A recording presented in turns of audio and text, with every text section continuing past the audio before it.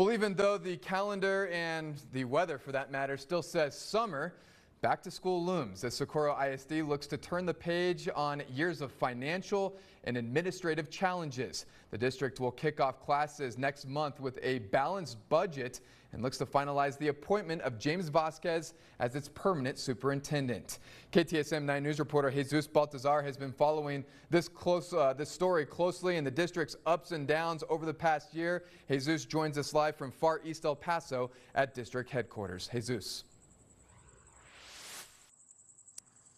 Socorro ISD looks to continue making progress heading into the new school year following what was a year marred by difficult decisions.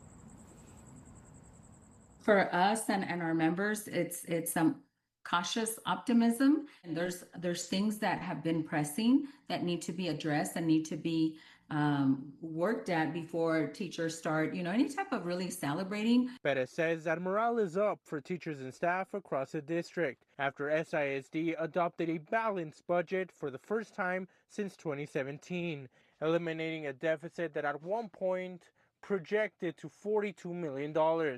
However, Perez says that some still have their reservations following the district having to lay off about 30 teachers and staff, combined with other difficult cost-cutting measures. There's still some feelings about some of the teachers retired, even though they might not have been ready to do so. There was increases in class sizes. There was the loss of fine arts teachers at the elementary level that'll now have to be, taught by either the regular classroom teacher or somebody else on campus. Not only has SISD balanced their budget, they also have a $7 million surplus in their debt service fund, but officials acknowledge there are lingering challenges ahead for the district. A statement from its chief financial officer reading in part, quote, "While this is a positive step, the district still faces challenges related to fund balance, enrollment declines, and rising costs. We remain committed to financial stability, transparency, and thoughtful long-term financial planning," end quote. Now, also share of her members are supportive of James Vasquez taking on the reins of the district as its permanent superintendent.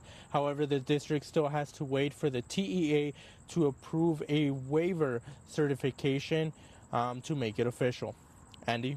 Yeah, and Jesus, what you just said, they're going to raise some eyebrows. Why does the district have to apply for a waiver when it comes to the appointment of its new superintendent?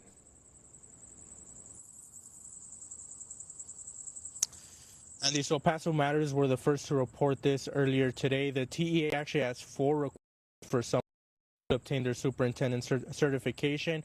They must have a master's degree and a principal certification, both of which James Vasquez has based on some TEA records. However, he also has to successfully complete a superintendent educator preparation program and its required exam. Jesus Baltazar bringing us continuing coverage of Socorro ISD from far east El Paso tonight. Jesus, thank you for that report.